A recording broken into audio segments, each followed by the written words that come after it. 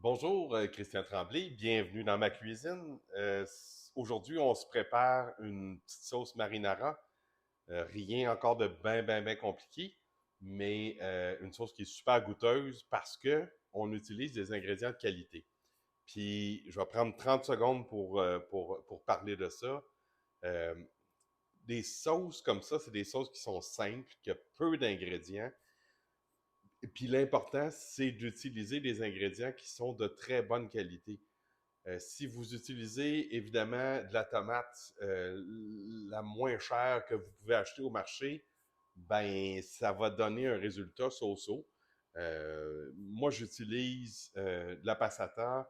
Je vous en ai déjà parlé dans d'autres vidéos. Je fais ma passata avec de la tomate San Marzano que j'achète.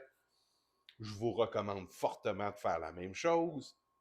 Mais si vous n'avez pas l'opportunité de le faire, c'est pas la fin du monde parce que vous allez pouvoir trouver des passatas de bonne qualité dans la plupart des épiceries ou dans des marchés.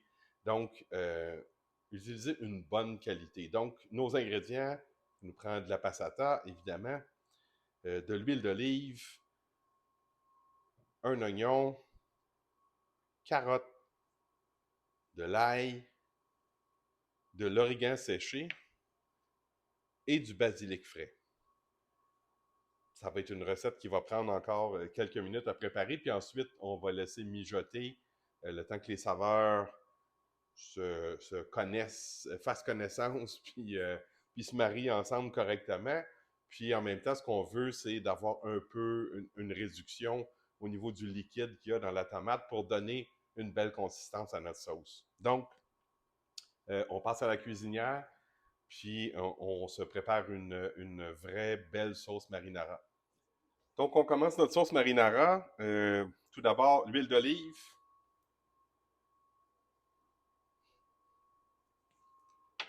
On va se donner un peu de chaleur parce qu'on va vouloir faire cuire, pour commencer, nos oignons. Donc, on va prendre 2-3 secondes, laisser le temps à notre huile d'olive de monter en température un peu. On est prêt, donc, l'oignon. Ah, voilà, c'est le son qu'on voulait entendre.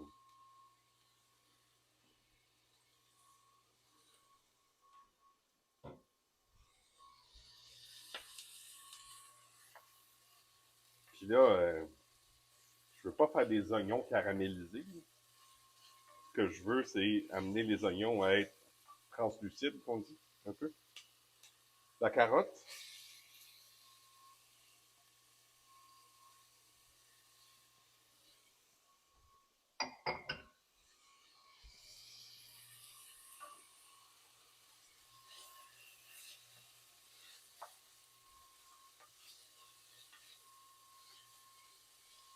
Donc, on va laisser aller ce petit mélange-là pour à peu près 2 minutes.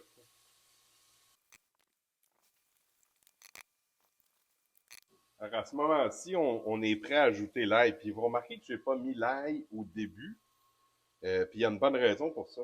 L'ail, c'est hyper parfumé, mais c'est aussi très fragile. Fait que si on met l'ail dans notre huile, puis qu'on la laisse aller pendant 2-3 minutes de temps dans l'huile, euh, malheureusement, on perd toute la saveur de l'ail. C'est fini. Son goût est complètement éteint. Puis on a tout fait ça pour rien. Fait que on commence nos oignons, nos carottes. Une fois que les oignons, les carottes sont belles comme ils sont présentement, ben là, on peut ajouter l'ail.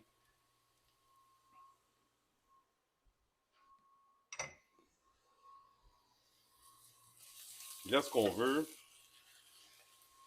30 secondes, attendre qu'on sente le parfum de l'ail. Là.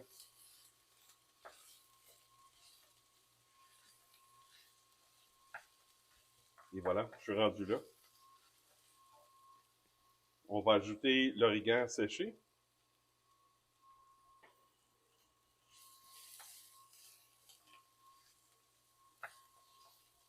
Puis de l'ajouter à sec comme ça, c'est-à-dire pas dans la tomate, ça permet vraiment à l'origan de dégager tout son parfum. Hein. et nos tomates.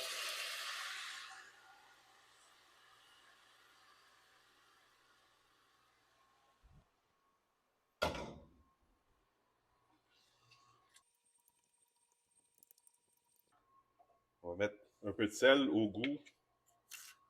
Pour la quantité que j'ai là, à peu près une cuillère à thé de sel.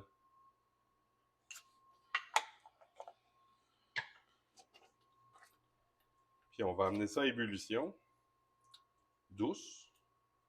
Puis on va laisser mijoter.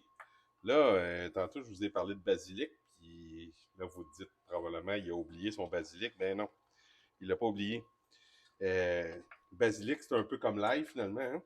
C'est une herbe fraîche et c'est fragile. Fait que si on l'ajoute à ce moment-ci, le risque, c'est que malheureusement, par le temps que notre sauce va être prête, notre basilic ne goûtera plus grand-chose. Fait qu'on va attendre, on va laisser mijoter ça 30 à 40 minutes, que ça réduise un peu. Puis à ce moment-là, on va ajouter le basilic pour les 4-5 dernières minutes de cuisson, juste pour venir parfumer la sauce avec notre basilic frais. Donc, on laisse aller comme ça. On réduit notre feu. On couvre, puis on laisse aller pour 30 à 40 minutes. Bon, alors on arrive à la prochaine étape. Ça fait à peu près 35-40 minutes que notre sauce mijote tranquillement. Deux choses. Donc, à ce moment-ci, on peut ajouter le basilic. Moi, ce que je fais, là, c'est je prends mes feuilles de basilic comme ça, puis juste les déchirer, puis les envoyer dans la sauce directement comme ça. C'est pas plus compliqué que ça. J'aime pas ça que c'est compliqué. Puis là, je vous donne un petit truc. Moi, j'utilise du parmesan frais continuellement. J'achète des gros blocs de fromage parmesan. Puis, évidemment, il y a des croûtes sur ce fromage-là. Puis, au lieu de jeter ça, je les congèle. Quand j'arrive trop près de la croûte, je congèle ce qui me reste. Puis ça, c'est fantastique pour aromatiser vos sauces. Fait que j'ajoute un morceau de croûte comme ça, qui va être là pour 10-15 minutes. L'idée, c'est pas de le laisser se désintégrer complètement dans la sauce. Mais 10-15 minutes, ça va être assez pour parfumer la sauce. Fait qu'on va laisser aller notre sauce encore une dizaine de minutes, 10-15. Pendant ce temps-là, ben, ça va nous donner le temps de faire cuire nos pâtes.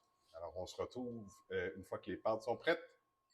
Alors, voilà notre produit final, sauce marinara avec des pâtes pain maison. Je vous enverrai cette recette-là aussi sur la chaîne YouTube.